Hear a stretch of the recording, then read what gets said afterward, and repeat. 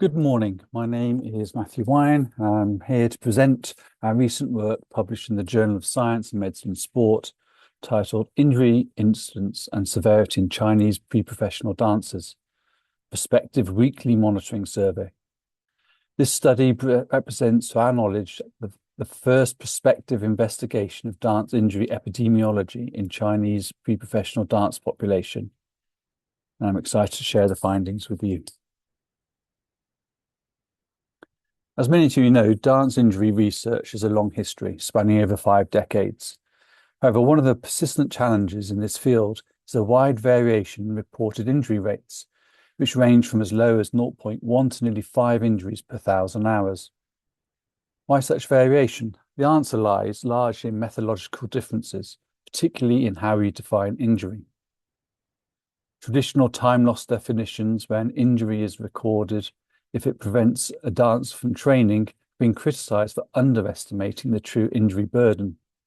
Dancers are notorious for dancing through pain. They modify movements, they adapt, they push through.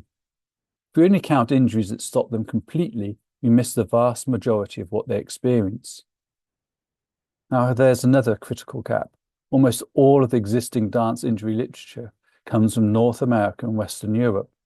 China has a vast and highly structured dance education system with conservatoires, affiliated middle schools and universities, yet there are no published data on injury incidence in Chinese dancers.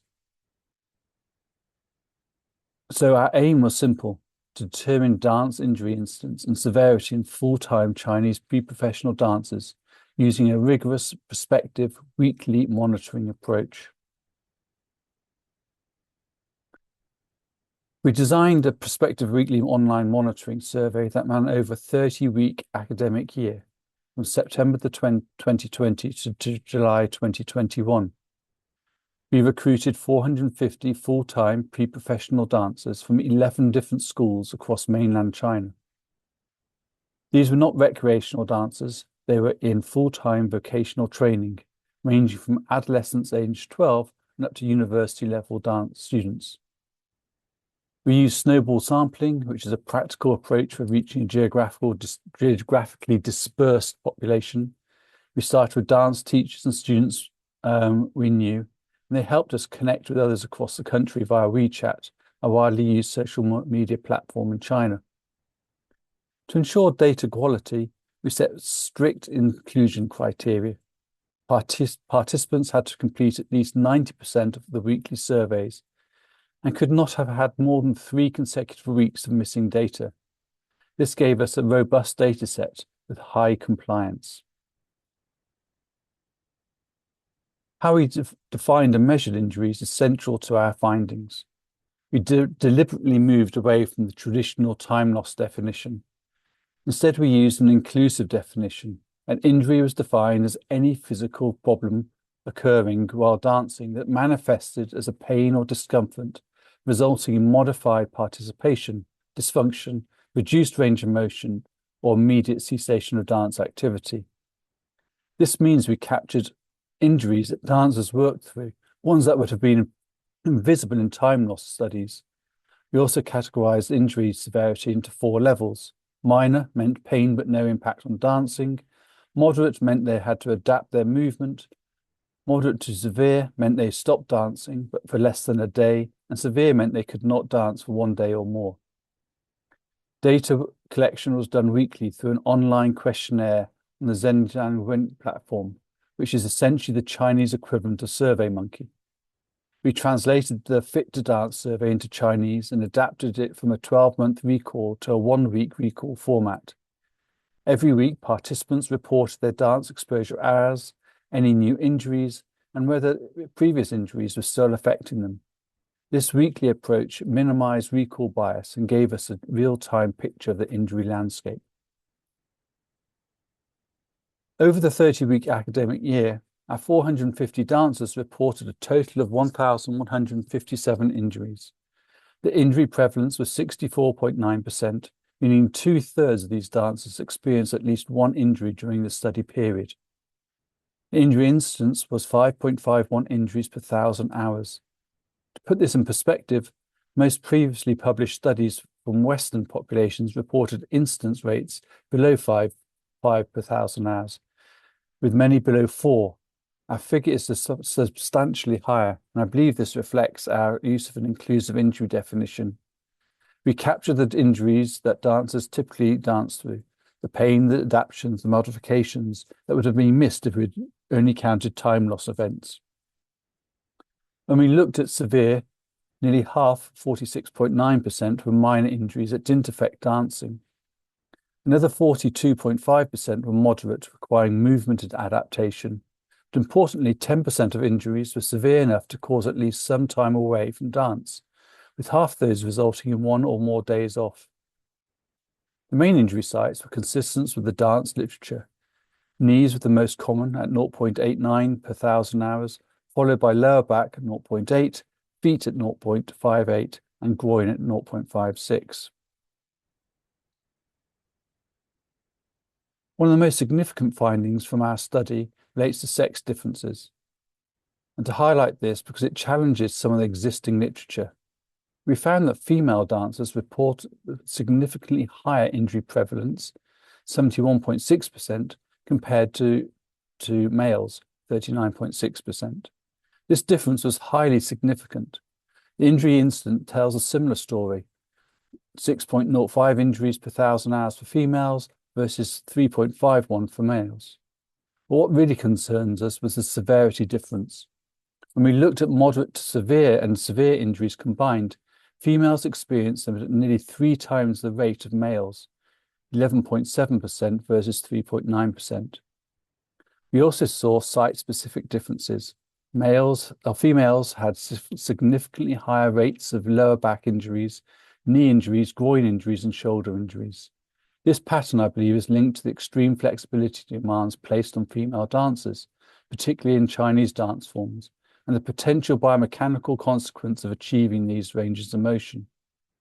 This finding is important because many previous studies have reported no sex differences in dance injury, and some even found male dancers at higher risk.